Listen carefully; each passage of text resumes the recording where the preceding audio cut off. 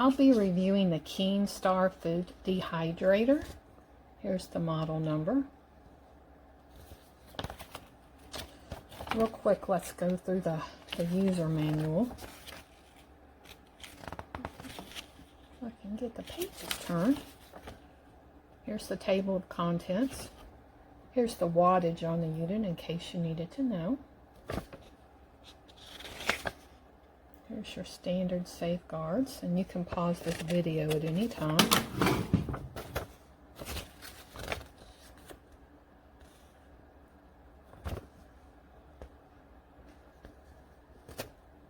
Here's the different parts. Right here, the trays. 8 of these wire trays come with the unit. They're very, very sturdy. You also have the fruit roll sheet and the mesh screens. So what you do is if you're making fruit roll-ups, you would use this and then one of these. This stops it from dripping down into the unit itself, and this makes it really easy to lift it up and make roll-ups. So you get 2 of these and 1 of these. Okay. Let's see what else we have. Oh, I do want to go back to something. Right here, the plug on this unit is very, very short. I'm not happy about that because where I need to plug it in, I need a little bit more than 2 feet, so we'll probably have to use some type of extension cord. So that's one thing I don't like. Everything else I absolutely love. This is a really easy unit to operate. It's basically set it and forget it. Right here it tells you what to do to change the temperatures and change the time. It's very, very easy to use. Always make sure you wash everything before use, especially your trays. Again, you can pause the video if you need to take more time to read this.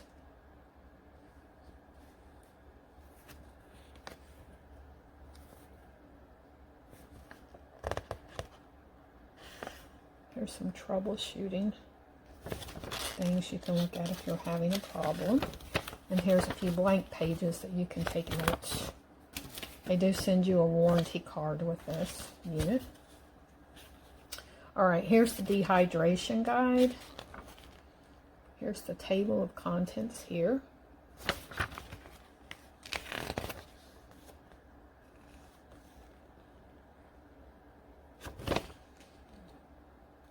Here's some pre-treatment methods for preserving fruits and veggies. Here's ideas for storage. One of the ways that I store, you can store things in the freezer in these ways, but what I do is I use mason jars and I put them in there and I vacuum seal them. And then I put them in a cool location and make sure that I put one of those paper bag, the lunch paper bags. I put one of those around my mason jar to keep it dark. And that really does help to preserve food. Also, blueberries and raspberries and things like that. I've noticed that if you put them in storage bags and just toss them in the freezer, over time they tend to absorb some of the other food smells from the freezer. But if you put them in a vacuum seal bag and then into a mason jar and seal the mason jar, you will not have any of those problems at all. It really works good. And that is my cat playing with paper in the background. Alright, here's how you do apples. It gives you a suggested drying time, ways that you can pre-treat it. Berries, figs, grapes.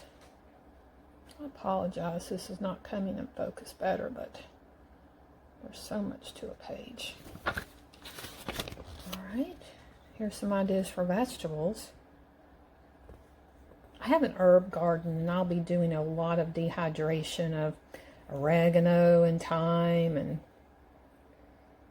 I have a lot of rosemary and a whole bunch of other stuff. And then we use it during the winter.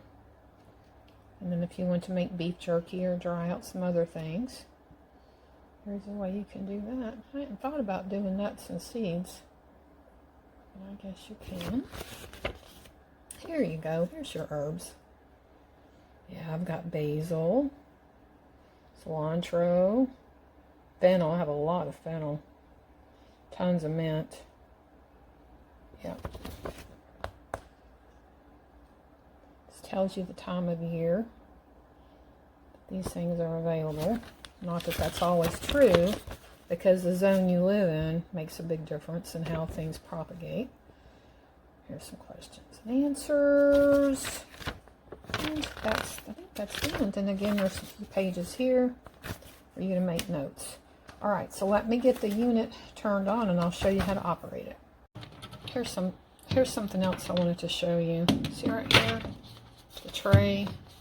No matter how you turn it, does not fit. You have to have one of your little wire shelves in here first. And then it sits on that. So that's the way that little thing works. Alright, here's the power button. As soon as you hit that, all of these light up. Okay? If you want to set your time and temperature, the set button easily switches between settings. So let's say we want to do our time.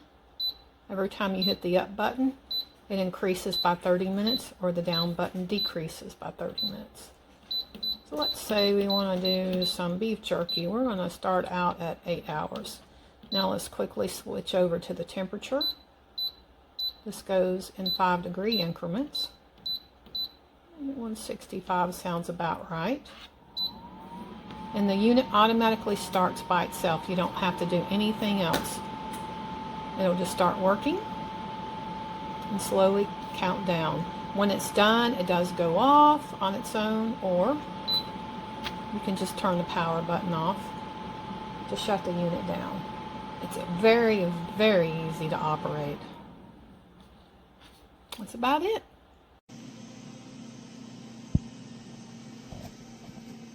Plastic, not stainless.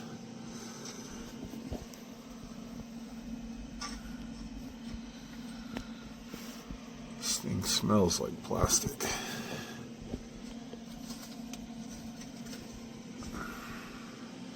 Definitely having regrets on buying this and haven't even used it.